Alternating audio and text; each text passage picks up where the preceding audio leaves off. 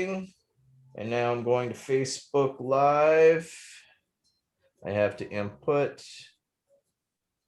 And we'll go live. Choose page I manage, Veterans Action Council.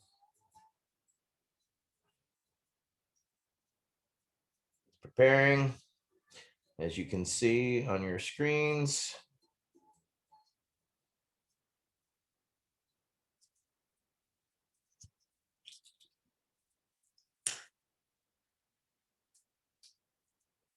Get my joint ready.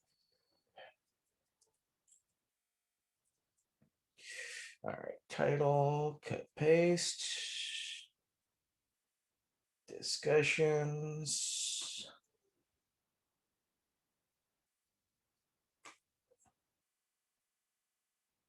Ladies and gentlemen, prepare yourselves.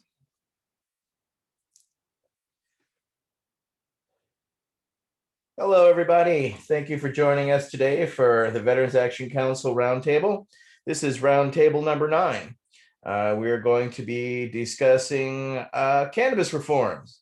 Since we're all friends of cannabis and drug policy here, one of the main things that we have is a new chance at life that's been breathed into it thanks to our democracy. Amazing thing, we have a Democratic House, Democratic Senate, and a Democratic president. And there's now discussions in the works of actually talking about reform of cannabis. Now, of course, we have to sit back for a little while and wait for a lot of tending and fixing to take place currently at the federal level. But there's discussion where even Schumer this week stated that he wants to push something through this year. So it behooves us to get our acts together and figure out what we want, if we want anything in here, and decide on what we want. So, a sound strategy has always been, figure out 5 things you want and what's the one thing you're willing to die on a hill for. And that's something that we as a group of veterans have to decide, because we're definitely past just the research phase. There's a discussion we've had of voucher programs, and so it's up to us to decide as a community, what do we want to see? So we all live in America, and there's no universal policy here in America. We're all subjected to our each little 10th Amendment microcosms of our states. So each state is different, and each state's policy is different. Some of us here, our states both have legalization as well as adult use and medical use, whereas our council member Brian Ortega is in Texas, and that is upcoming legislation potentially. There is no medical marijuana potentially currently in Texas. There is no adult use in Texas. So one of the things we have to decide is not only what do we want within our each little microcosms of state, what do we want nationally? Things such as, I own a dispensary that's 21 years old. I would like to have a bank. I've been kicked out of 38 banks. I would like to be able to just have a bank, something as simple as that. But I also see that a banking is just one thing. What about 280E? 280E is an onerous overtaxation that the government is using across the board on any medical cannabis retailer or manufacturer producer. And that basically they tax you at a 70% plus rate on everything, and you can't write off any of your expenses except for very narrow defined windows. So that is such an onerous, cantankerous reality. They rake in between $4 to $8 billion a year from 280E. So that is a significant amount of money that the federal government needs to offset in another and different way. So how do we throw them a bone, i.e., do we throw them taxes? What do we have to realize are the realities we have to consider? Because we can't just phase something out without something replaced it fiduciarily. But what does that look like? Or is that even a possibility? Because there's so many things our country needs as a whole. And then with drug policy, there's everything from, equality to also social equity. And there's various states that allow for veterans to be part of social equity and others not. So we don't even have equal footings in the equal 15 states that have quote unquote adult use legalization 21 and over. So we're going to start the discussion today on basically what do we want to see change at the federal and state level. My name is Etienne Fontan. I am 52. I live in Berkeley, California. I served in the United States Army, West Virginia National Guard in Operation Desert Shield, Desert Storm, literally 30 years ago this week. And for me, I find that there's a plethora of opportunities out there, but what ones do we focus on? So who would like to start on this discussion? Raise your hand or start speaking. Don't all speak up at once now, gentlemen. I'm trying to find the raise my hand button. Greetings, council members. Etienne, thank you for that introduction, and thank you everybody for being here and what we all do collectively within our own right. My name is Brian Ortega. I'm a medically retired combat veteran. I'm 100% medically retired. I served a tour in Iraq, diagnosed PTSD, multiple traumatic brain injuries, and back and knee problems, just like every other veteran that has served and done time on the line. As Etienne said, I'm down in Texas, and drug reform and drug policy is a huge thing here. And I don't think it's as simple as what are we going to do about relaxing the laws or which laws are best. I think what we're fighting here is it's a racial issue. It's segregation. Texas is divided. Even their own individual districts and counties that each of these senators and representatives represent. The people here are fighting old Jim Crow era drug policy reform. Texas has been so hard on crime and penalties that I think the conversation in itself scares people. People think they're going to go to jail just by talking about cannabis. They think it's the devil. There's a lot of education that has to be done here. Fortunately, there are a bunch of groups that are already established here that are educating the public on how to get involved and how to participate. There's a number of bills that are filed, but they're still begging for crumbs in a sense, and I hate to use the term begging, or because it feels like they're being very hesitant. And I was trying to reach Michael. Sorry, you're good, brother. But yeah, that happened, and I was talking about weed, right? Stoner, cannabis bills, legislation.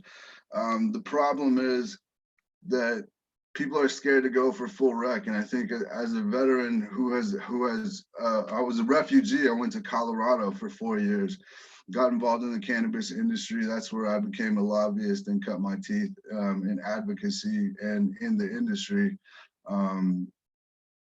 I needed full access to this medication, and it is medicine, whether you are using it recreationally or medicinally. All use is medicinal use, even if you are just smoking because you enjoy the sensation that it brings you, and how it allows you to experience a reality. You're getting those benefits. Your endocannabinoid system is benefiting from that. That being said, for pain management, I need full access to concentrates and whatever percentage comes from that. There's not a lot in Texas that will allow for that. There's a couple bills that remove the low THC cap, but right now the T-Cup program that we have is severely limited, and it only allows for, I believe, 5% THC to be distributed, and there's no qualifying conditions that help veterans. which there's some bills that are working for that. We need things that doctors can prescribe opiates for, and other pain symptoms or ailments, if you will, as qualifying conditions. And it's going to take a lot. And I'm not really too sure how else we can reach people. I think it's a grassroots movement. There's no ballot initiative in Texas. The only way we can get change is for people to call their representatives and their senators and ask them to vote a certain way on certain bills, and to call the lieutenant governor of Texas, Dan Patrick, who is the gatekeeper, who stopped cannabis legislation from moving forward last session. Texans have no power, and it's been frustrating spinning my wheels here with Corona and everything else to figure out how to get access to these legislators. The senator that represents me, Senator Donna Campbell, she it's been an issue with her. She lied on the Senate floor last session. She said that 70% of veterans who commit suicide are found to have cannabis in their systems, effectively linking cannabis as a causation of veteran suicide. And I think that's just, it's disrespectful at the very least. Said we need more research, and again, very disrespectful. I think the research is there, like we've discussed, that this helps people. This is how I've seen it save lives, and the data is there. So to deny that as a medical professional, I can't understand why she's the chair of the veteran committee. But she won't return my phone call. I got a staffer that called me back about a week ago, and still was very reluctant to say which bill she would be supporting. It's not very promising. I've gotten through to Lieutenant Governor Dan Patrick's office quite a few times, but again, scheduler does not call me back. The only representative that I've had contact with is Senator Gutierrez of San Antonio, who actually went to Colorado and collected stories from refugees and sat with people who left the state of Texas and left their homes and families behind to get the stories and figure out why. And he understands what it is that we need. But again, he's fighting a very tough legislative body here in Texas. His bill is pretty sound, and it's very close to the regulatory framework that we have existing in Colorado. The only barrier is the low THC. And I think that's very dangerous because it invites companies and organizations like Monsanto to come in, because the only way to get a specific amount of the only way to get a species of plant that's going to produce what they want it to produce is for it to be genetically engineered, meaning that we're playing God and we're not getting the natural medicine in its natural state. And we need those high THC contents. And the only other issue, other than the low THC, I see on the bills that have been presented in Texas is bills that specifically call for a vertically integrated licensing system, meaning that you have to own the dispensary and the processing center and the grow facility in order to do business. And what some of these bills are asking for is for these organizations to not only own all three parts of the cannabis commercialized industry, but you have to provide evidence that you can fund all that and hemorrhage money for about 2 years. I mean, that's not letting the little guy in, that's not letting minorities in, and it's not letting people in that have been adversely affected or negatively impacted by the drug war. We need help, and I'm not really sure where it's going to come from, other than these type of meetings right here, trying to reach out to the public.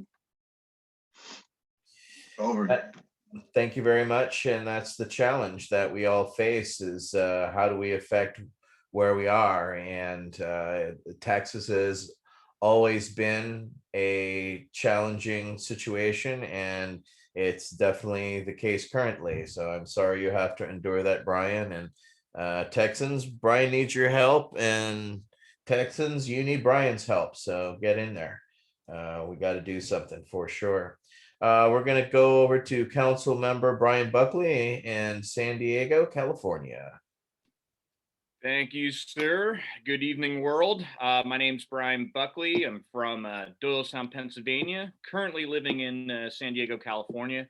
An owner of Hellman Valley Growers Company, served in the United States Marine Corps, and I am a 100% disabled veteran. We already kind of hit on this in the beginning. There's a lot of things we would love to see, but we obviously understand we're not going to get all of that at once. And I want to see great research. I want to see this go into the VA medical system and make medical cannabis federally legal.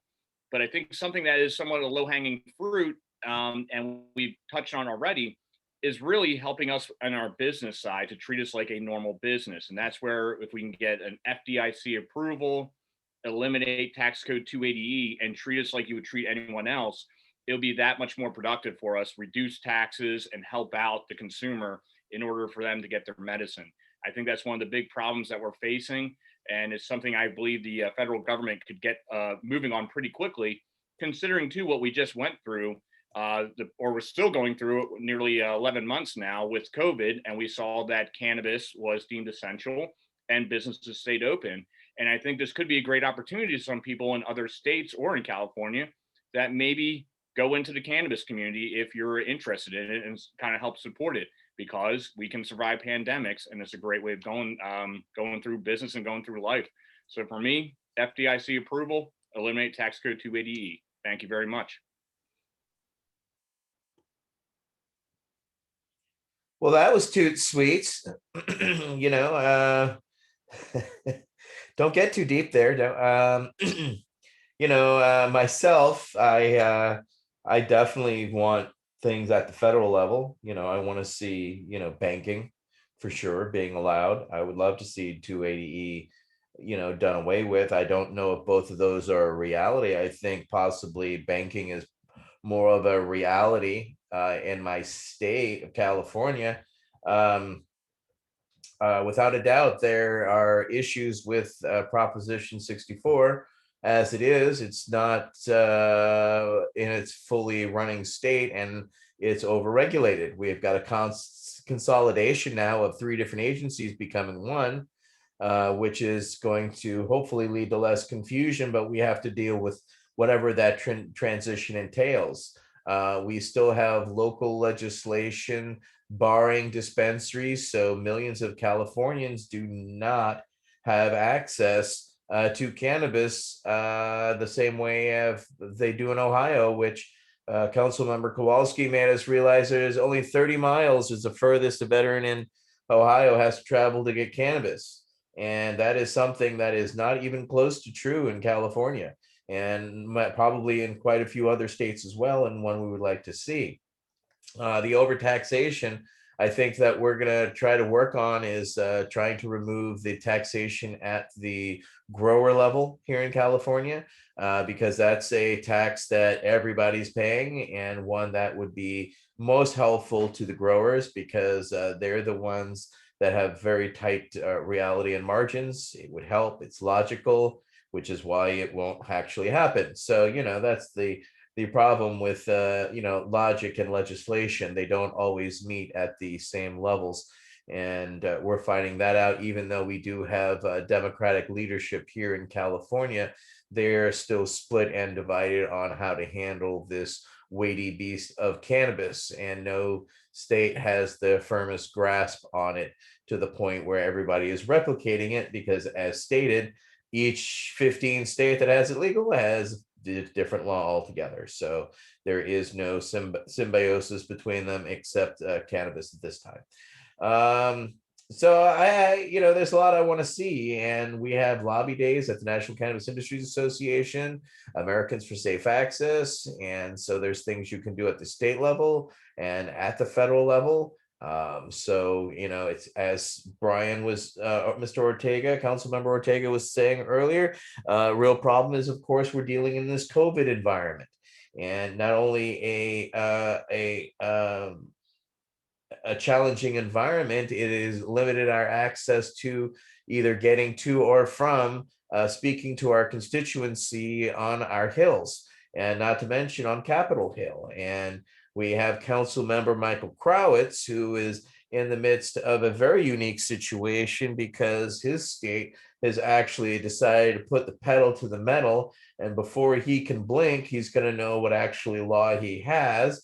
And I'm going to now turn this over to Council Member Michael Crowis, because I thank you very much for joining us. I know you've had a hellacious few days, completely immersed in the body politic there of the Commonwealth of Virginia, because you're on a fast track right now through your Senate and Assembly to reach the governor's desk.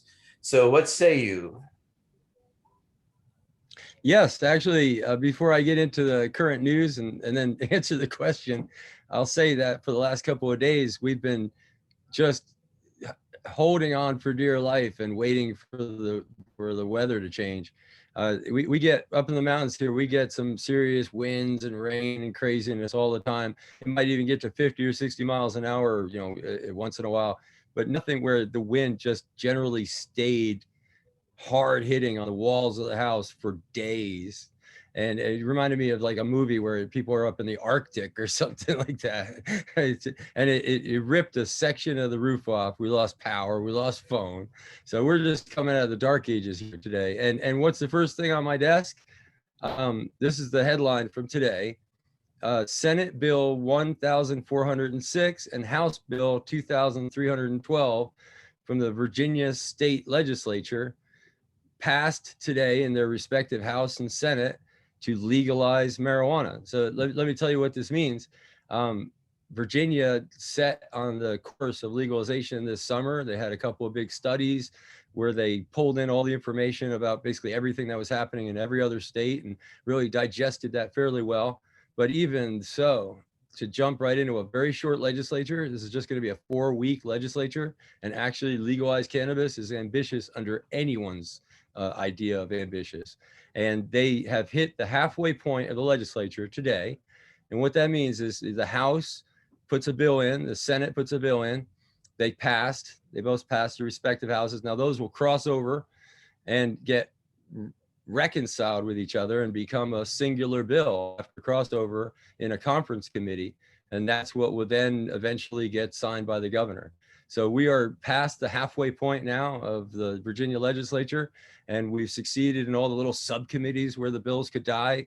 And here we are, poised to legalize cannabis in Virginia. I just think it's phenomenal.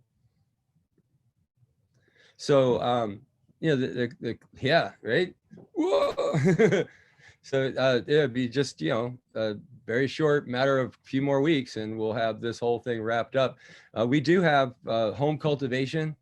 We got rid of the notion of putting cannabis under an ABC, and we're setting up a whole new regulatory schema under its own regulatory authority for all things cannabis. Leading into the question and the answer, I think one of the big concerns that we have today, and one of the things that we need to figure out, is how we transition from where we are now, which is that hemp, which is just cannabis with less than 0.3% THC in it, is considered an agricultural product under federal law, and in most of the states the same way. And then cannabis for medicine is considered a drug product, an illegal drug in all the different states and handled in various different ways. And we need to go from there to a place where all cannabis is considered an agricultural crop, and the outcome of the crops based on what you're going to use it for has different applications of regulatory authority. So we've got a ways to go before we get, I don't know how many bridges, baby, several bridges to cross from where we are now to where we're going. I think the asks have always been very simple, really. We want to be able to go into the VA hospital and talk to our Veterans Affairs doctor and have them give us every choice that's available for us, our treatment, even if that treatment happens to be like cancer, chemotherapy, nausea, side effects that would normally get a response from the doctor of, hey, have you heard of cannabis? And we're not getting that at the VA. You don't get that at the VA because of federal law. And we want to be able to have that discussion, that dialogue, that openness with our doctor at the VA above and beyond the actual prescription access, which is next. We want to be able to go into the pharmacy and get little containers of cannabis like they do in the Netherlands, like they do in California, California, in Canada, Freudian slip there, Netherlands, Canada, all across Europe, Israel. I mean, now the list is growing to the point now where it's really getting ridiculous how many other military veterans are able to access cannabis through the pharmacy, and we can't. Even worse, our Canadian counterparts are actually getting it as part of their government benefits through their veterans program. I mean, that really, that stings. We are not being treated with respect, our medical needs. So that's really the ask. That's always been the ask.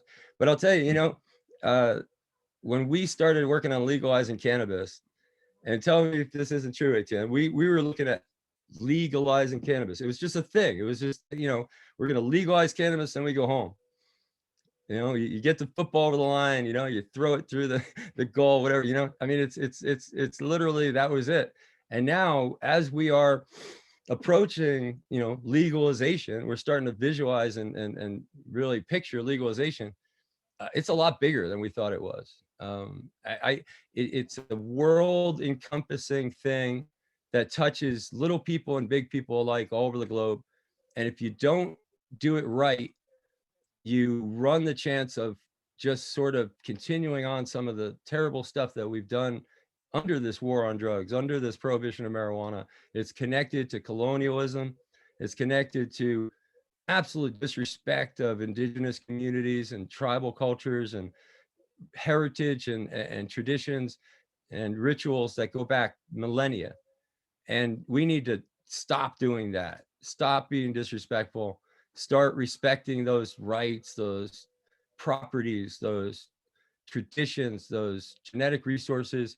And as we come to a world market where you'll be able to go to a store in California and have, the best Hawaiian bud and the best California bud and the best Mexican and Colombian and Vietnamese and whatever right there side by side in the world marketplace, that you can trust that marketplace is actually being fair to the people that belong to those plants.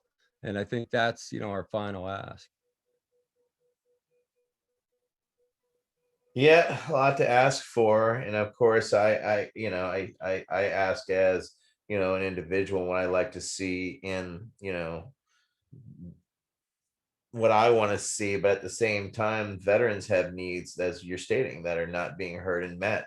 And we're past the discussion of research. We want equal access to what our brothers and sisters in cannabis have. So yeah, we want a voucher system in these 15 states, not to mention the medical marijuana states as well, so that most of our members are on disability, and your disability is only a certain amount. It's not a magical amount that changes. And the cost of cannabis is still high and expensive. So there needs to be a voucher program so that VA patients and others are reimbursed for their out-of-pocket expenses, because it is not significant. And until the price of cannabis comes down due to large-scale production like it is in Canada, we're still going to see high prices, and we have to alleviate that, because people lived on fixed incomes cannot sustain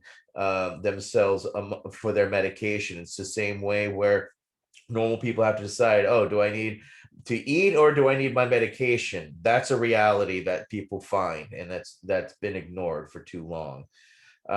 So beyond that, I'll take this over to Council Member Tony Landry in Arizona, as well as he lobbies in Louisiana as well. So what do you want to see at the state and federal levels, Mr. Landry, this year, realistic? Yes, yeah, I'm Tony, and I'm from Louisiana. I moved out to Arizona to get access to medical cannabis, and since I've been here working on Arizona's law, I spent about 6 years in the Navy and got out in Louisiana, and went through about 15, 20 years of opiates and alcohol and all kinds of nasty drugs the VA gave me. A lot of the drugs have harmful side effects, and to make you want to isolate in your home because you take all these meds, you want to act like a zombie. Not to mention, when my father died while I was in Arizona over here, and I drove home to Louisiana. I flew home, and I had to bring my medication with me because that's what I take. I take cannabis because I had a couple back surgeries, and I don't like taking all the other stuff, so I take cannabis. But for me to leave to go to my father's funeral, I had to be a criminal. I just recently drove home, and I drove across New Mexico and Texas, all the way across Texas with my cannabis. So I risked my family. My wife was with me. I had to risk her and have all this pressure on me, to go home and see my family, and that's what's happening all across this country.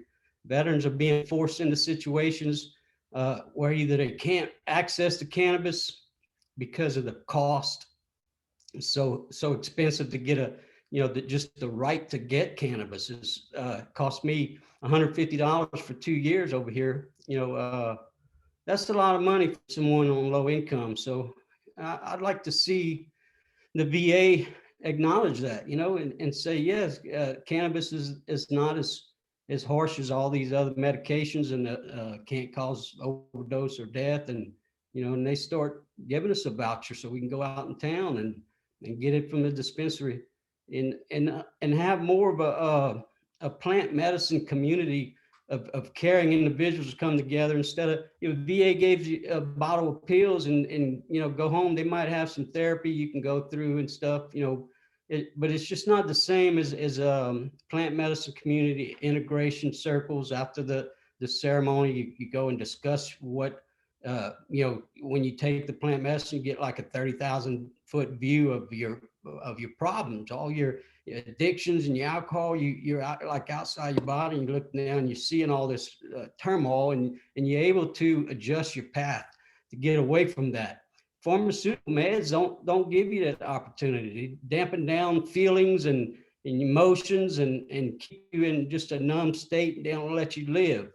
And that's why veterans are staying away from them, but we're risking our lives, we're risking our families, to get access to cannabis. And like Michael was saying, here you got Canadian veterans right across the border that can have access to cannabis, but the United States veterans, we risking our lives to get, and that's not right. We've got to change that. And the VA knows it too. They know this stuff.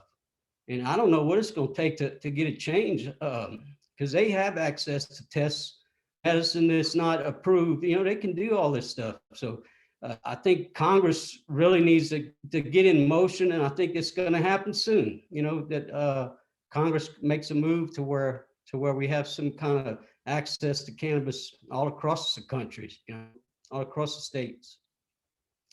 But thank you. Thank you, Councilmember Landry. Appreciate you. We're going to go on over to Councilmember Ricardo Prieta. What say you, sir? Well, number one, I agree with what y'all are saying, right?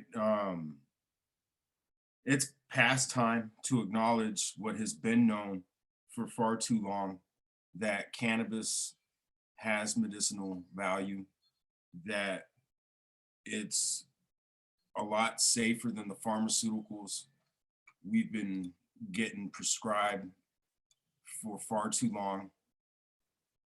And we've paid for the research many times over. We've paid for the research in Israel. We've paid for the research through NIDA. We've paid through the research through Ole Miss. There's patents that have been secured that belong to the people, that belong to us, that have been used to profit from through these large pharmaceutical corporations, through our own government. El Sahoi holds multiple patents That's the lead guy scientist at the University of Mississippi, at the farm there. Look up all the patents that Ole Miss has. Look up the patents that the United States has on cannabis. Look up the grants that the National Institutes of Health provided to Dr. Raphael Mechoulam starting in the early 60s, all the way up until 2010 when he stopped requesting grants. Look at where Israel has come in the time that our taxpayer money has been funding their research. Think again of the compulsory service that every citizen in Israel is under and what that makes them. It makes the majority of their population veterans. There's tens of thousands of veterans in Israel who are being prescribed cannabis by the government of Israel. It's provided to them in multiple forms. All right. Our brothers and sisters in Canada are being reimbursed as part of their benefits. We deserve the same. People across the world deserve access to this plant, to this herb, to this healing agent. Not just this, but this is a conversation that should have been over when Mr. Randall and ACT and the rest of the activists and advocates for patients came out in the 70s. It should have been handled when the Schaefer report, the commission came through and provided their findings to Nixon. It should have been handled when LaGuardia provided his report. It should have been handled when the Indian Hemp Company provided their report. It should have been handled many times over. It should have been handled. And it's far beyond the time that we're asking for anything. We're telling these people what's going to happen. We're telling these people what is going to happen. The jig is up.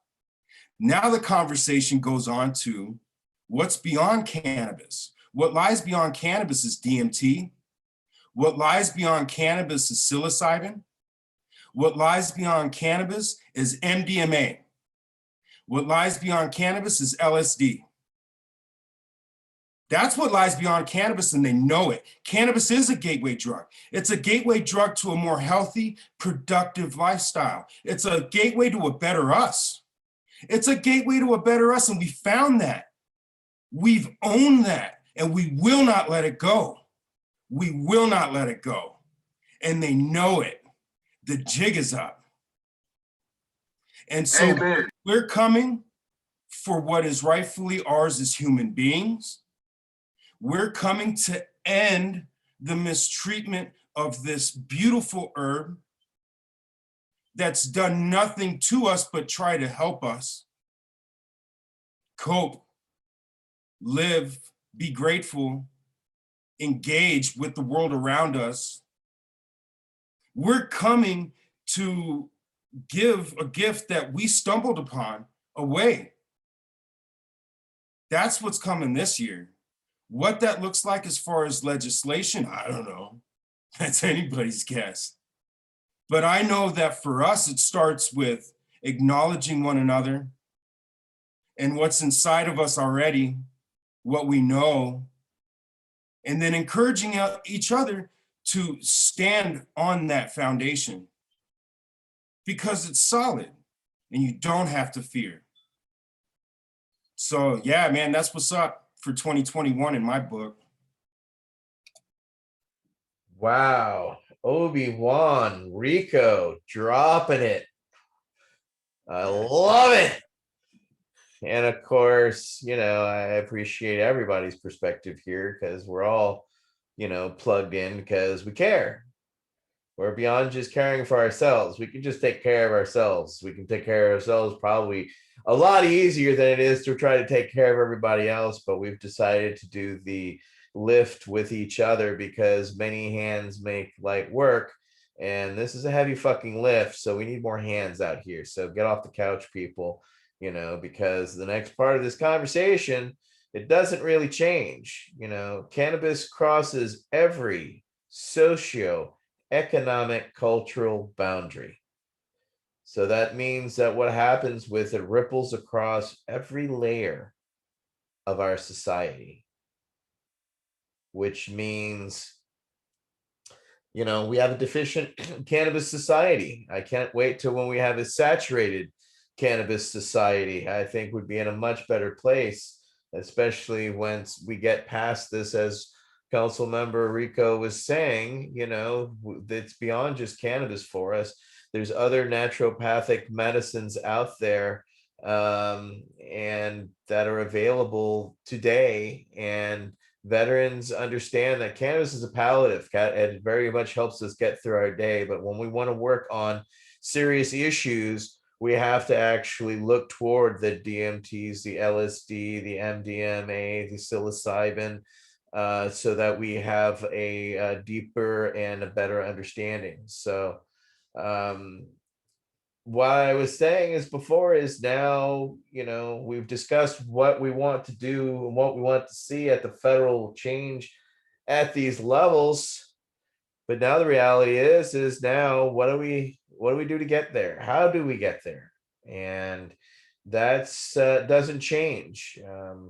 We're going to start off with the frustrated Council Member Brian Ortega down in Texas, because he knows he's been trying to step there in the system. And, you know, if you had an army, Brian, what would you have that army do in Texas? An army of volunteers to help, I mean. Yeah.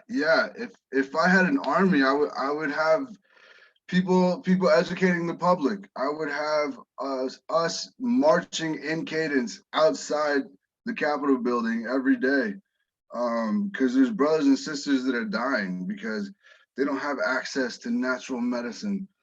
Natural medicine, like it's produced endogenously in our body. It works with us because we evolved alongside cannabis for thousands of years. That's what I would have this army doing. I would have them going out and showing them that this plant is not evil, that its benefits far outweigh anything you could ever think is bad about it. I would have my army just helping and getting it out there. Like you said, we need people to get up off the couch. We need people to show the representatives that their constituency, the people that elect them, care about this issue. And the only way they're going to hear about that is if they hear about it. So I need my army to speak up. That's it. Open your mouth, testify, talk about the healing that you found, because this conversation won't go past a conversation. And we're gonna have people losing people left and right for silliness, for political a ploy, a racist political ploy that's ridiculous. Y'all were talking about the new testimony and new people that are coming out and saying this about the laws. I wanted to talk about how cannabis came illegal and some of that expert testimony. I don't know if people are aware of this, but I'm trying to pull it up here. It was in 1938, like in the beginning of the drug war. I'm sure people are familiar with a guy named Harry Anslinger. He was something to do with what was he? Federal Bureau of Narcotics, I believe. But it was like the start of where the whole evil weed came from. And there was an expert witness, a guy named Dr. Munch from like 1930s to the 1960s. His original testimony that sent this in a downward spiral was that he got on the stand and he said that he smoked marijuana and it turned him into a bat. I think we've come a long way since then, and the people are a lot smarter. I don't want to call the past generations dumb, but we're better than that. The data's out there. It's helping people. I can't think of one person that sought medical marijuana for its healing purposes that was disappointed. Not one. Over. Thank you, council member. Really appreciate it and your thoughts and ideas. It's a frustration, needless to say, and it does take people plugging in, checking in. It requires you, getting uncomfortable by stepping out, finding your state representative. Most people don't know who represents them in their own district, much less state, and they need to plug in. Join a state or regional organization. There's lobby days. I know Americans Safe Access does it here in California. California Normal does it. CCIA does it. So there's lobby days that you can actually go down and actually learn the unified message that your locals are pushing. And you can actually, donate your money and your time to these organizations. But, more importantly than your money is your time plugging in and doing those things. Back in the day, we used to get together with California Normal, and a whole bunch of us would gather, sit around, get high, fold papers, staple them together, put addresses on stamp things, and get them out the door, because that's what it took back then, because there was no internet, there was no main communication ways or areas. So it's still done the old-fashioned way, person to person in education. And Mr. Buckley, council member, what would you do with your army in California? My army in California.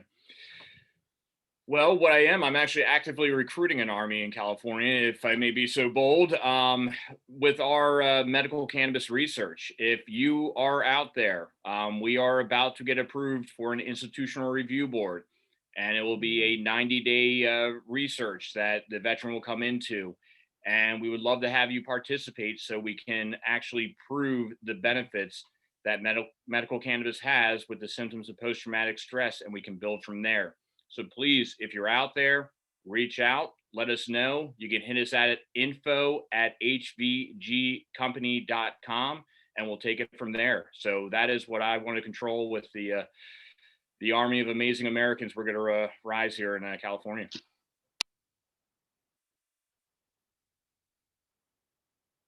Really? Okay, so then I will go to. Can we plug that link one more time? Absolutely. It's info, INFO, at hvgcompany.com. There you go, ladies and gentlemen. Thank you, thank you, thank you. We'll now take this over to Council Member Michael Crowett. So your army's all assholes and elbows right now. You're in the midst of it. So how is it shaking out? Are you still getting personal use to grow and stuff like that? What kind of obnoxious things are you being dealt with that other Americans, when they decide to plug in, will have to deal with at these state levels, especially as you're finding out on such short notice? And who are you plugged into so that these other Americans that want to do this are aware, so that you can stay plugged in? Well, in Virginia, years ago, John Getman, who was previously the director of National Normal for a little while, he went off and has done his own thing. He's a professor at a university and has done some really stellar work on some of the core statistics. You were talking about our movement talking points. Well, a lot of those talking points are formed from statistics that he, in his PhD work, found and brought to the attention of the movement. And he had this idea of bringing back to life this old Virginia Normal chapter that was really old. I mean, it actually, in some ways, predates National Normal, because National Normal started in Virginia and then moved to DC, as I understand. So it's a funny quirk that Virginia Normal was just sitting there and nothing was happening. And he asked me to come and help him set it back up, and I did. And now it was like 1, 2, 3, 4 executive directors later. We got the executive director of Normal is written into everything in our state legislature. I mean, every panel has Virginia Normal right there. So our executive director, our current executive director, is a whirlwind of an activist. Is Jen Michelle Padini, is also on National Normal. And, we've had a lot of disagreements inside the movement about a sort of a corporate approach to cannabis. and Normal is sort of kind of taking a more corporate approach than maybe the grassroots in some places. So there's this back and forth, but generally they do a good job. If you want to access point in Virginia to understand what's going on, just go to Virginia Normal, and there everything is, and you can find out who, what, where, why, how, everything. Even plug in. I mean, I give them credit. They're doing the kids these days. They're doing good. They're doing good. So, but I want to say, the answer to your question is actually a little more complicated. I mean, what do we do? What do we do? What steps do we take? And without, making a 14-hour seminar out of it, I want to say that you really got to think about what it is you want to do. What is it you're trying to do? I had a conversation with someone who's working locally in a state where they got pretty good laws now.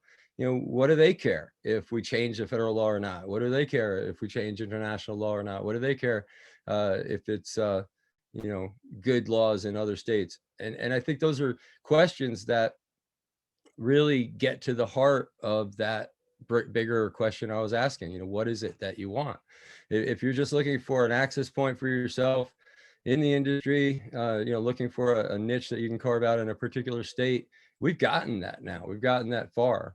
But as military veterans, we have all these peculiar circumstances, many more than the average citizen. I mean, average citizens have issues around income level. They have issues around homelessness and not being able to have cannabis. I mean, what do you do if you're not allowed to use cannabis outdoors and you live outdoors? You're not allowed to use cannabis except in your home and you do not have a home. So these are issues that certainly the members of the public understand, but then take that to the next level. Everything that has to do with the Veterans Administration is federal property. So even if it's legal in Colorado, it's not legal on the Colorado Veterans Affairs Hospital grounds. And also I think guns are one of these things that, as a movement, we'd rather not even talk about or think about, but we do have a Second Amendment right to bear arms. And Supreme Court of the United States found not that long ago that was an individual right, that we had an individual right to bear arms. So having to not be able to get a concealed carry permit because you use cannabis, or have to face that awful decision of what do you say on a federal forum that's asking if you're abusing drugs. These are really tough things, I think, for the veterans community, and things that we as veterans maybe deal with more than the average rank and file cannabis activist community out there. But as far as the big picture, what it is that you want to accomplish, if you have an idea on that and then you work towards that, I mean, even small stuff may be linked more than you imagine. I mean, before I'll close, I'll say this, right? So let's say you want to just change something in California, and you're wanting to change a particular aspect of medical cannabis access, to make it available in the VA nursing home, for example. You have to go right to the federal government. It's a federal change. But even some of the things at the state level that we're dealing with, banking issues, issues with insurance, issues with EPA standards. I mean, all kinds of crazy stuff that come in because the way cannabis is legal at the state level, but they still have limitations of what they could do. Even in your own state, there's still limitations. So looking at this as a kind of big picture project, you have to work at the federal level to do something at the state level. You have to do it. There's no way that you can actually really effectively do everything you'd want to do at your state level until you actually change the federal government. And in fact, that's been a strategy all along, like in alcohol prohibition, having states not enforce the federal law and make state laws that don't mirror the federal law is one of the most effective ways of helping to end the federal prohibition, because they can't sustain that kind of machine without help from the states. So the more the states opt out from the feds, and I would say our medical marijuana programs, our state laws, all that can be seen as incremental steps towards pressuring the federal government to change its position. So everything's sort of connected in that way. And our founding father of the drug war, Harry Anslinger, got us into this Marijuana Tax Act back in the 1930s And that was based on a machine gun tax. It was a novel use of a law that was only used once before. And that was to get rid of machine guns by making it where you had to get a tax stamp. And then, of course, they just didn't give you the tax stamp, de facto prohibition. They always knew, I think, that that was unconstitutional. I think when Harry Anslinger went to the treaty body in 1961 and passed the international treaty, he thought that would help protect his Marijuana Tax Act, but it didn't. It was found unconstitutional in 1969, and 1970, 71, we got our new law, the Controlled Substances Act, and that one connects us with the treaty. So that's why, you know, we have to actually even work at the treaty level and in Vienna on drug policy because of our federal law, the Controlled Substances Act of the United States, written in such a way as gives authority to these treaties inside the USA. If we change the federal law and get rid of that, that's gone. But right now, that's the status quo. And if you want to change your state law, or even more, you want to change the law in your county, you got to go to the United Nations.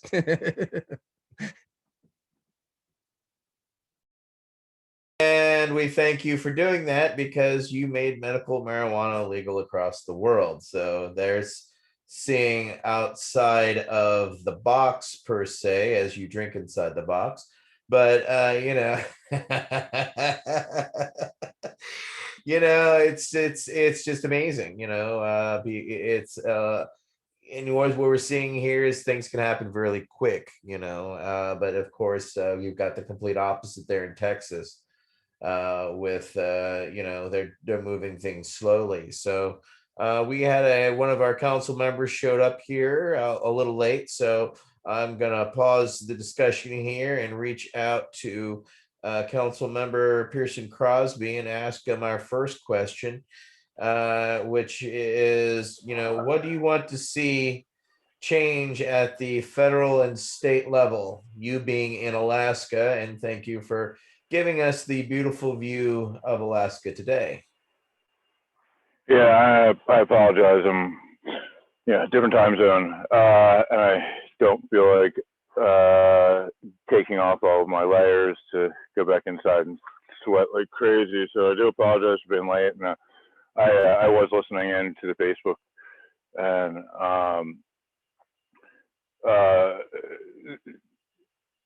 the ATN, could you repeat the question? I'm sorry. I'm just so that I'm It's not okay. rambling on.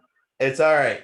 What do you want to see happen at the federal and state level this year? What changes do you want to see policy wise? What will help Alaskans? And of course, you know, what's going to help things nationally from your perspective, because you're plugged in there in Alaska. Well, so Alaska is a unique situation. When I got up here, they had already done all the legwork really for recreational cannabis, which I am a full supporter in. I think the way that they did it, being that they just completely glossed over went over the patient aspect of it, the medical side, which it seems as if I think every other state that is a recreational state has went through these steps where there is a difference between a patient and a recreational user, which there is definitely, but we don't have to go and see a doctor. We don't have to. There's no fee. We don't have to register with the state saying that we're a medical cannabis user, which, you know, has a lot of things that could potentially hinder our abilities to some of our rights, which, you know, I can go on for days about that. But I think with Alaska, at least, the thing that could help most is the taxes, the tax burden on the cultivation. I mean, we are charged per pound. It's not a percentage based for industrial cannabis. almost as much as you can get a pound for in Oregon or Washington. It's $800 a pound, which, being with the regulations that we have, we don't allow big business to come in, which I know I heard recently about Massachusetts having some issues with companies not being okay with the social inequity rules that they have there, which I think are great, which give minority women, veterans, and people that lives were really affected by cannabis, the ability to have a jump start on the industry. And this is something, the industry, and this is something I want to highlight, it is something that we've never seen before. It's something that could replace a lot of things for everyday life, that was never, that in our lifetime or parents' lifetimes was never available to us. In so many ways, efficiency, that the impact on the earth, all these wonderful things that this plant brings to the table that we were denied for so long, that could very well have helped us not be in the position that we are in right now with the global warming. There's so many things that I go on and on about it, but I think the regulations with taxes need to be lessened a little bit here in Alaska, because right off the bat, for those who don't know, when you're producing industrial cannabis, you're looking at a good, if you're lucky, under $1,000 per pound,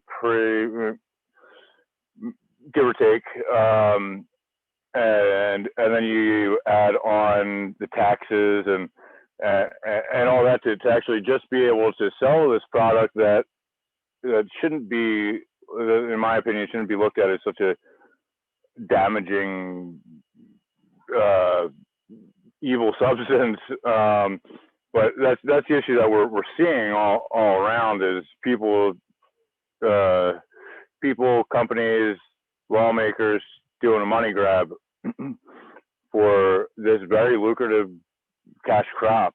And I think the thing that Alaska and the industry in general could benefit from is normalization of this substance, this material that helps so many in both physical and mental ways, physical and behavioral health ways, all the way down to more efficient paper products and plastics, biodegradable things that we can use other than plastics, that use biofuels. It's something that isn't just, there's nothing that would just affect Alaska that I could bring up, but I think there's so many things that this plant needs to be normalized for, so that we don't have to cut down, what is it, 10 acres of trees, or I'm not going to go there, but it's much more efficient than chopping down a bunch of trees, when you can have multiple harvests a year and produce the same amount of fibers for paper alone. Not that we're using paper as much as we used to, but that's just an example.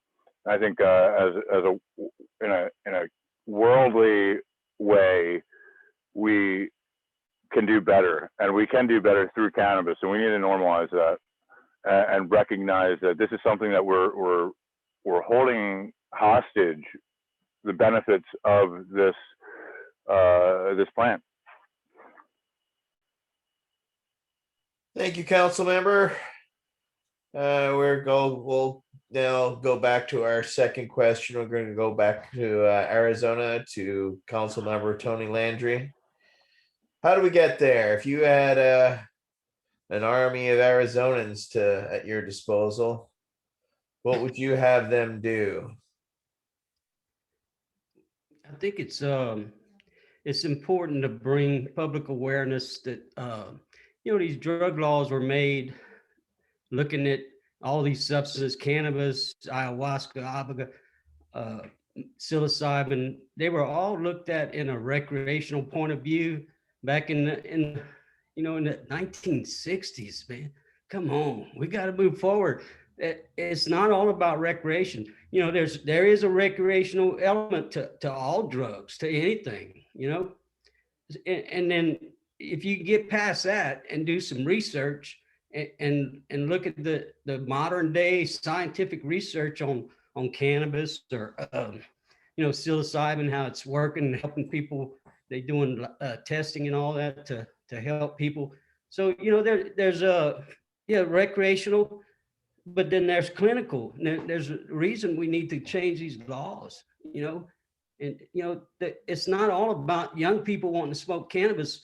There's elderly with Parkinson's disease and dementia and Alzheimer. They find cannabis is a neuroprotectant.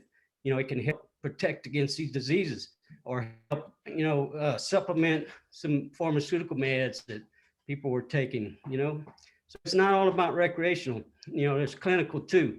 And then past the clinical, our ancestors for ages use these medicines in a ceremonial type setting, to heal trauma from war or, when they saw someone getting out of line, hey, come into the circle, in this healing circle, in this sweat lodge, this community healing. And they sat in a circle.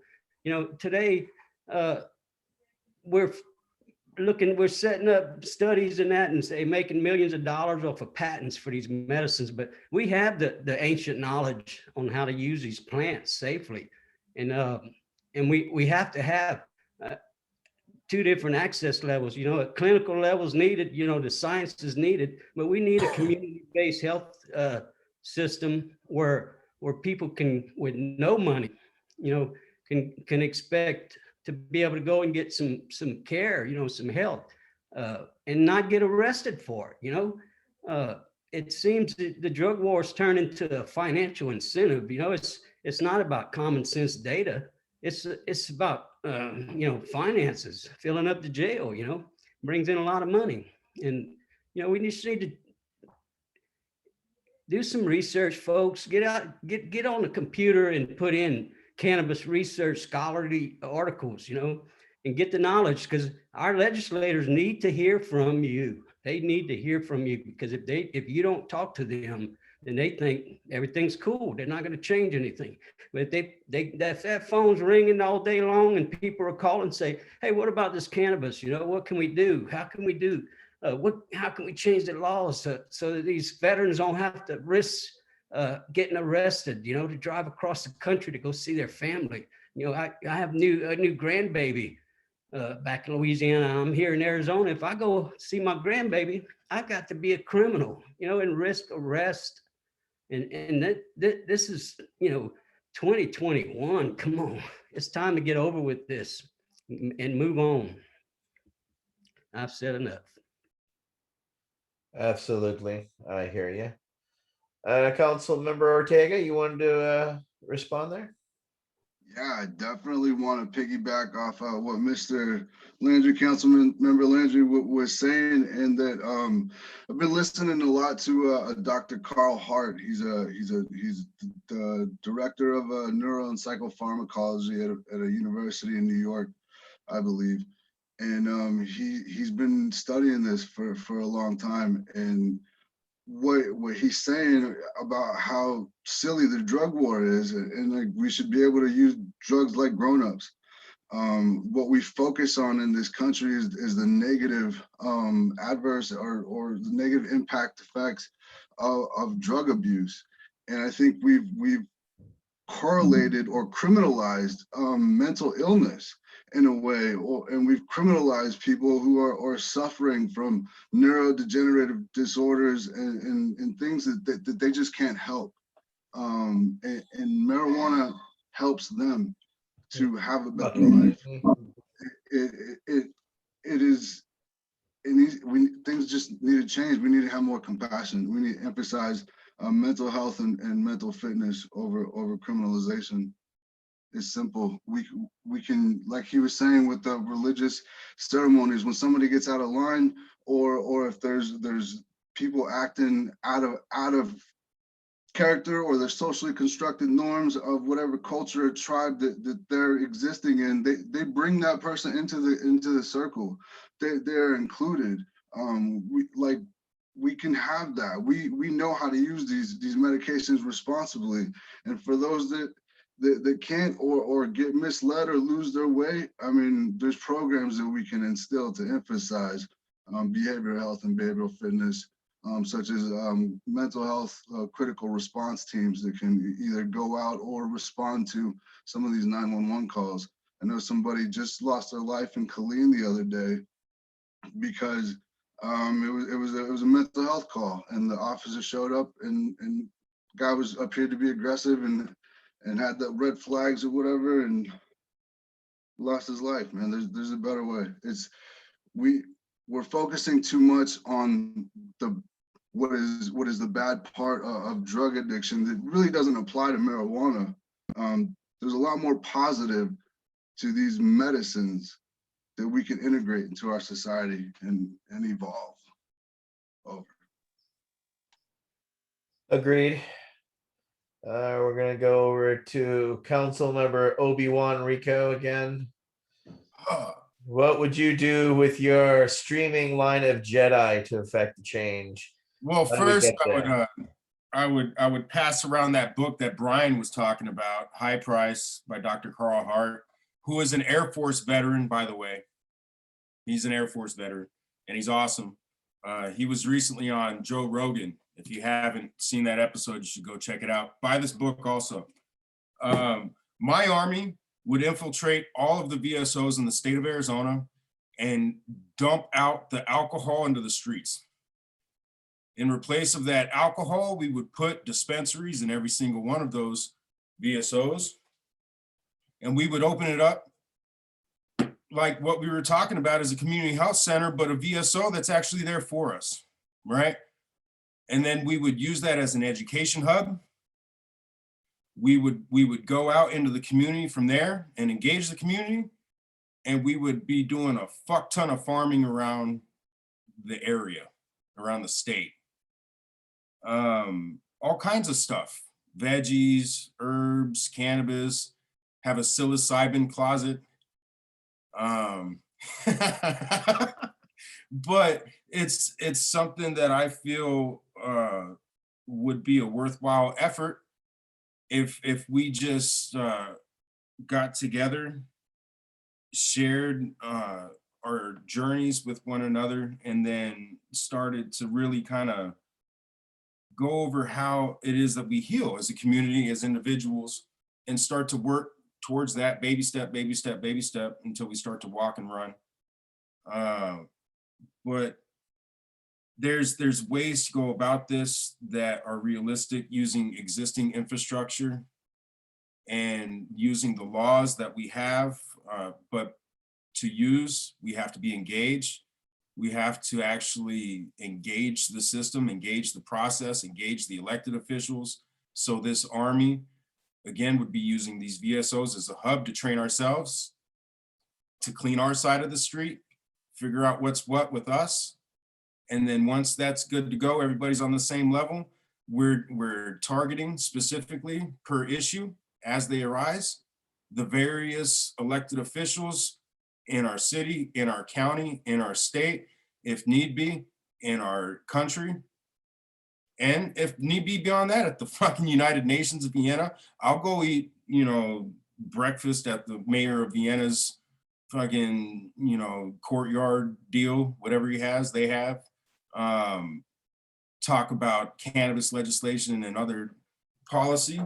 I think it's a worthwhile effort. It's definitely something that more and more as we engage, it seems more realistic than it did 5 years ago even. So we'll see. Don't threaten me with more than 3 people though. We'll change some shit. Yeah, it just shows that a select few can, and we're more empowered now more so than ever. My company got not only deemed essential, we got put in the highest spotlight in California, to where we are allowed to go get shots for the vaccine. And I called Kaiser today, and I went down, and yeah, I got a little sore arm right now. I got my first shot of the vaccine from Pfizer today. That's something I would have never deemed to happen within the months that it's happened, but now that we're deemed so, all my employees can. It was quick, it was easy. Just told them that I was an emergency personnel, which we are deemed, and I actually had the state breakdown, which the state of California provides you. They didn't look, though. They cared about the appointment, wasn't charged anything, went in, filled out the card and the questionnaire, and gave me my shot and on the way. But now that we're deemed essential, we have a power that we've never had before. Now that we're deemed essential at the state level, but also at the federal level, and one that is a power that we must capitalize, but one that we've all discussed, is we need people.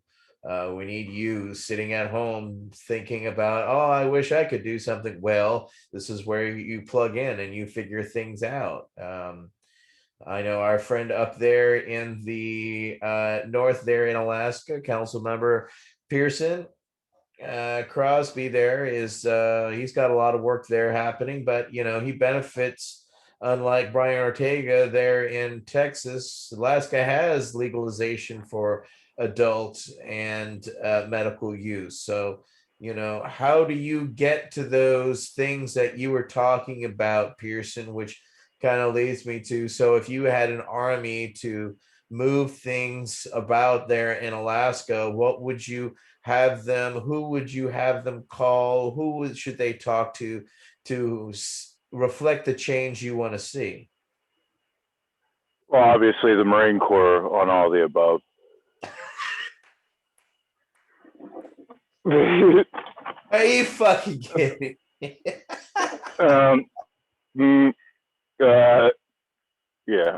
No, I'm not kidding. Jeez. So first off, I would absolutely. So I heard this story the other day, right? It was actually this morning. I'm kind of addicted to audible books. Alexander the Great, he was going to conquer Turkey, I believe, or whatever country or whatever power that was vested in today's Turkey. When he arrived to some city, there was a wagon with this incredible knotted whatever. It was this rope that an oracle had said, whoever is able to undo this knot will conquer the world. Right? This is Alexander the Great, thousands of years ago. I mean, hundreds and thousands. Whatever. That's not the point. So obviously, someone with that type of surname would attempt to undo said knot, and he worked at it for a little while, and he stepped back, and he looked at it, and he thought about it, and he took out his sword and chopped it in fucking half.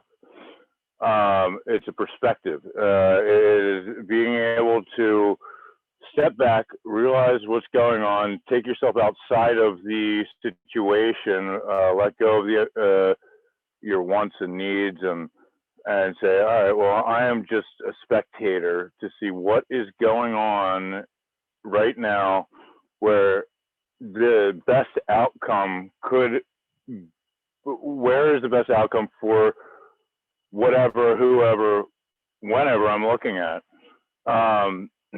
And as some more, less than I wish would know that Alexander the Great really lived up to his name by and to the oracle's prophecy, did go on to conquer a lot of things. And I think that lesson that I learned, I think I've learned it many times throughout my life, and it was solidified prior to the story, but it just puts more emphasis on it, is that we need to step back, look at things, evaluate, see how we can do better without the emotional animal instincts that we have, rationalize, and I'm not saying at all throw out the our instinctual the things that have kept us alive for so long, right? But what we need to do is step back, look at it objectively, think critically. I mean, there's so many people that have gone through college, and college doesn't teach you shit about the job that you're in right now. I mean, maybe 30% maybe of you learned like some, classes in college that you actually still use after 10 years of being in that profession. I mean, I learned how to think critically and think outside the box with Drexel Engineering, and I didn't walk. I got a lot of things out of there. It was a weird time in my life, but I learned so much from it, being able to being taught to think differently, to be able to like step back and be like, this is a problem, how do I fix it? And it's something that we need to just so going back to the question, what I would do is try to keep it simple, stupid. Try to step back, realize what the fuck is going on in the bare minimum, understand it, and see what everybody collectively wants to do about it. Because right now it's like people are calling like the NRA Nazis, and like the 25% of the country. Like, it is just like crazy shit. Like Antifa is like General Patton or something, when Antifa was like an organization in Germany prior to Nazi takeover. It's just everybody's confused about everything right now. Step back, read some literature, find out really what's going on, and hopefully we can come out on top of this situation and think about it critically without emotion. And that's what I'd like to do if I had an army, is have the army do that. We'll call the Marine Corps first.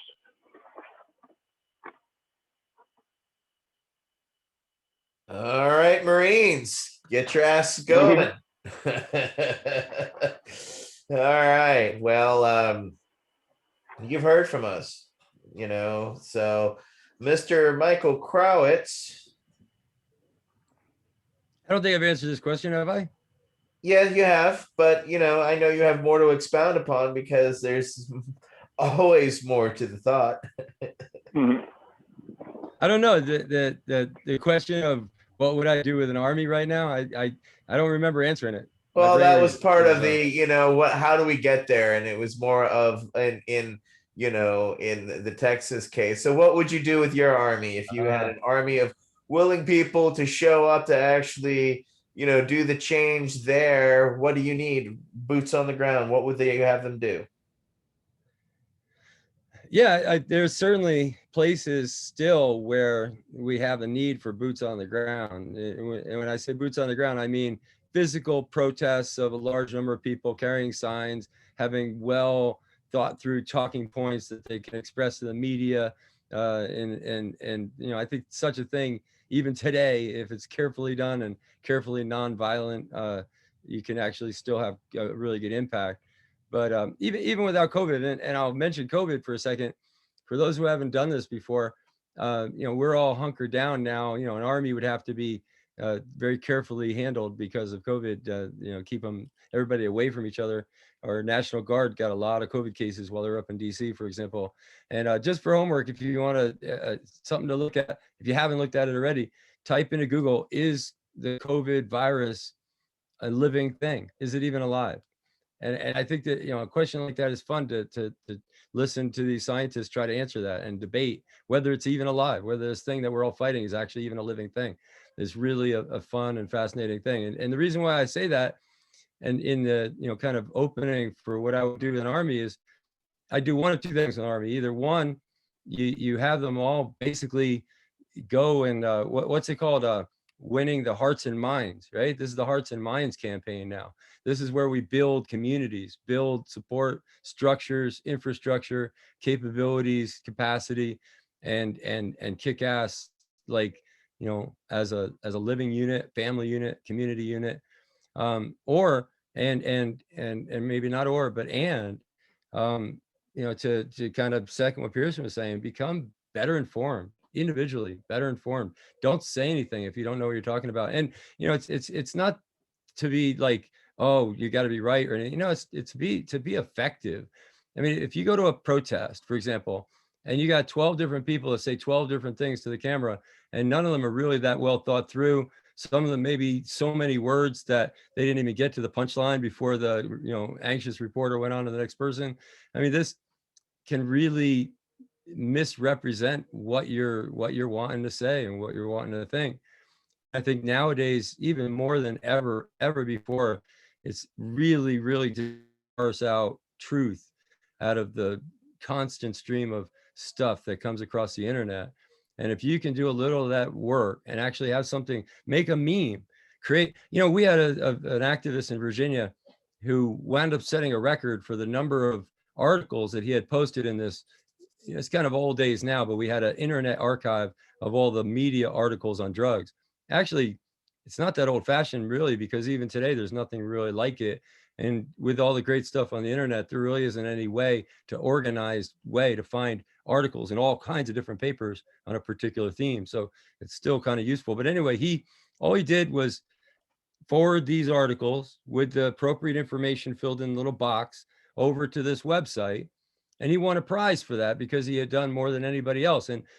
But just little bits and pieces like that of work can be so valuable to the movement. You create a meme that actually is funny, but really truthful, that it really captures a thought. You can have a bigger impact on that particular day than national organizations. So, give some thought to this stuff, do some real homework, figure this stuff out, and produce something useful to the debate. And you'll get my attention right off the bat, no matter where you do it from. That's how fast that stuff, breaks through the ether.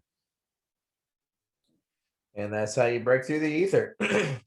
It's it's not that hard, people. It's about just, getting off your ass and doing something about things and making things happen. And it's still done the old fashioned way: education. It's still done person to person. And you're not being there or contributing doesn't work anymore. Each voice represents a certain amount of thousands of people. And as Michael just stated, there's enough education out there on the internet for you to absorb, so that you can not only educate, then you can plug in, and then you can take some of that knowledge and information and start forwarding to some of these legislature people, as well as their assistants, those that are their handlers, so that they get educated, so that they can educate their constituency. And, it's still done that way. I wish you could say there was a magic wand, but it still requires you and me to show up. That's the price of democracy. Eternal vigilance is that price. And the majority of Americans don't practice it, won't discuss it, won't breach it, because they don't know how. So, that's why I again implore you to, join an organization, plug in with the national organization. So when they have a lobby day, they don't just say, come on down. They do, but they have you come on down and they educate you for a day or two about what you're going to do. They don't just throw you to the wolves, and then they put you in with a pack of people, and then you go out together. So you're not alone going out there and educating. You're going as a group, and you're put in front of, one day I was in front of 7 different House members, Republicans, Democrats, mostly Republicans from, Texas, North Carolina, some wanted to hear what the fuck you had to say. Some didn't care. But, I was there and they were there to listen, and they had my time because it was booked and they had to listen to me. And that's it, your time to shine. And so that's not when you whip out the tinfoil hat. That's when you whip out the education that you got, so that you can actually, further things along and not scare people or freak them out and cause them to run off. So I'm going to go to Councilmember Brian Ortega and then to Councilmember Brian Buckley to finish things up. Yes, thank you, Etienne. I just want to piggyback off actually what you kind of were rolling off of what Michael was saying. With y'all being seasoned veterans, I like the idea of a call to action to get people to speak to the media. One, what would be like some things we could coach the general public on in being effective, like Michael was saying, effectively getting your point across. Like as short, concise statements, anecdotes, things like analogies, comparison between the two, things that are personal to you, but keep it to a short, concise paragraph, if you will. And then for the lobby days, the Texas marijuana policy is actually having a lobby day in Texas on February 22nd, and there is an orientation that you must attend prior to that. But like you said, they will put you in front of these legislators and representatives, and that's where your media speech or elevator pitch, if you will come real helpful. And I'll provide the links for that later. Yeah, it's key. You got to know how to speak to these people. You can't get up there and start stammering. You have to educate yourself so you can speak from a place of confidence. If you can't convey your information with confidence, it's not going to be heard with confidence. And that's a reality that I've unfortunately seen happen before. So, thank you for that advice, as well as, pick your words, use your words. You have a short amount of time. Like I said, I got to see 7 people, but I had 10 minutes. I got 2 minutes to speak tops. So I had to make the use of what I wanted to say, who I was. I did make it personal to me because they don't want sweeping generalizations. They want to know how you're harmed. And why am I here as a contingency, and why am I harmed? And this is why I'm harmed, and this is why you should give a shit. And that's what you're there to provide and to educate. So Councilmember Brian Buckley, you've got some information from us about what's going on there and with no?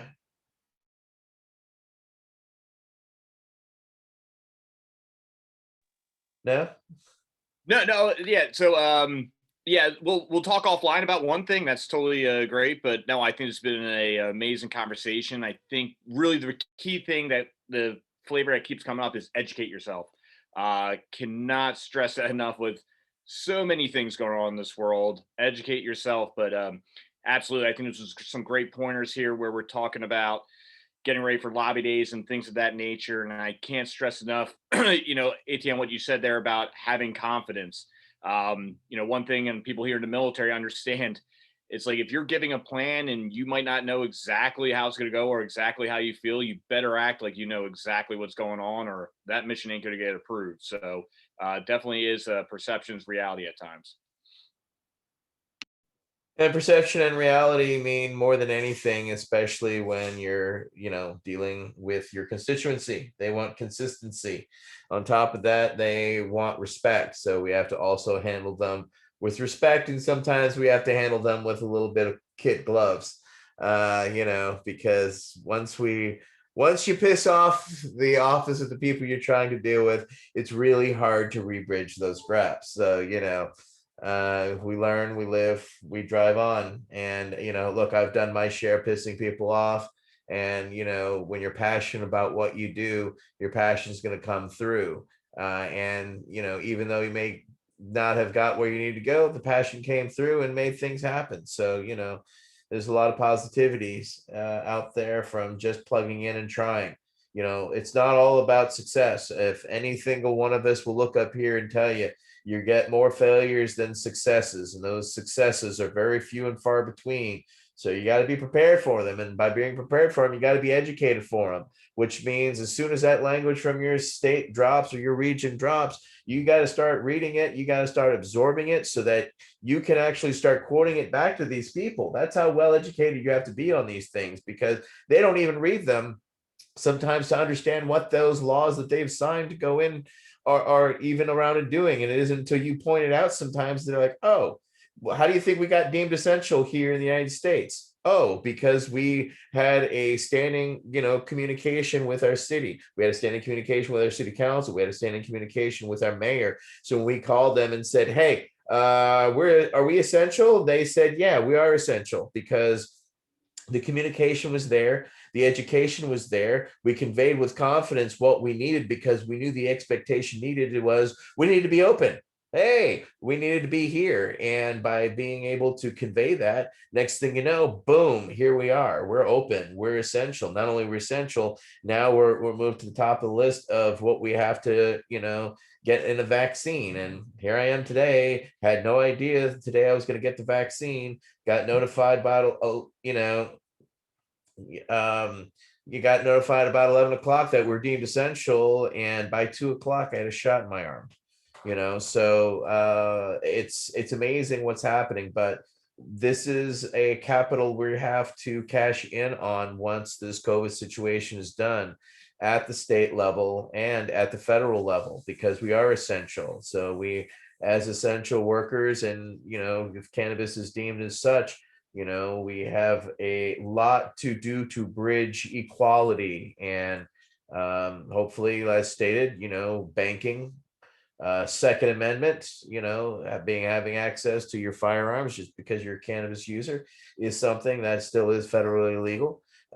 So there's a lot of work to be done, people. There's not a lack of access or access points for you to plug in on. So find what motivates you, where you can plug in. And if you're in a state like Texas, you need to start joining organizations and educating yourself and getting out there and working with Brian and others, David Bass and Texas Normal and others, so that they can start affecting change. You need to work as a team. You can't show up with different teams and all be different players saying different things. It's about having a united message. When you start confusing them, they get skittish. Those politicians, when they hear three different things from three different factions, they start to worry. So you have to make sure that those are realities that have to be chanced and dealt with. So yes, Viridiana is the contact there in for Texas Normal. So Brian, you and her should definitely be hooking up on things there. We have a lot cut out for us. So this is going to be a fun one to kind of look back on in a year, to necessarily see what changes happened, because in that time, Michael and Virginia will have a new law. And what it looks like, it's still not 100% sure, but it's looking, it's looking interesting. But at the same time, another reason why you have to stay plugged in, because change comes at you hard and fast. And if you're not ready for it, it passes you by and you're on the menu. You had no chance at the table. You missed it. You missed that opportunity. So, you have to be spry, you have to be limber, and you have to know where to go so that you can plug in. And if you're sitting on the sidelines, exactly, nobody could have been a contender. You want to actually have knocked you want to knock this out. You got, it's a finite line in history is where what you have, and change happens. And if you're not ready for it, you missed it. It doesn't come around often. And this is where you are in these fine little chances, just like Michael is. He's been working on this for decades and for generations, and it's literally happening in a matter of weeks. It is an absolute tornado of activity that he has to stay plugged in on, so that the change that he wants to see can happen, because they're throwing everything at the wall to see what happens. And if you can't separate the wheat from the chaff, and know what needs to be pulled so that you can arrive at the language that you want, it's a harder to get back what you don't have or what is past than it is to actually affect the change when it's before you. So don't make the mistake and let the opportunity of change pass you by. Be a part of it so that you can plug in And on top of that, it'll lead us all and everybody together into a better place. That's what we're all in. Everybody here, all these council members are all veterans that have stepped outside of their own comfortable worlds. And we're here and we're trying to affect change to help you. We don't know you. A lot of you we don't know. A lot of those will never know you, but we give a fuck about you. We care enough about you to want to actually step outside of our comfort zones to educate ourselves, our friends, and look at us. We're here as a group together. We're all over the country. Some of us have never met before, but I look forward to hugging every single one of you brothers and sisters because you're amazing. And by what you have done and what you're continuing to do inspires me beyond measure. So thank you all for joining us. Obi-Wan Rico has something he would like to say. I just wanted to give another shout out to Dr. Hart, Dr. Carl Hart, in this book, High Price. It's a good book. It's a really good book. If you want to educate yourself, it's a good place to start. Thank you. Education is key. Nothing wrong with that. It's something we all need. All righty, gentlemen. With that, I will thank you again for joining us, council members, Rico Prieta, Brian Buckley, Michael Crowitz, Brian Ortega, Tony Landry, and of course, the venerable Pearson Crosby. Appreciate you all. Love you all. My name is Etienne Fontan, and I appreciate you all. And we'll see you in 2 weeks. We've decided where the next episode will be on 2/19. So look for us in 2 weeks. And it's been a pleasure again. And y'all have a great rest of your day.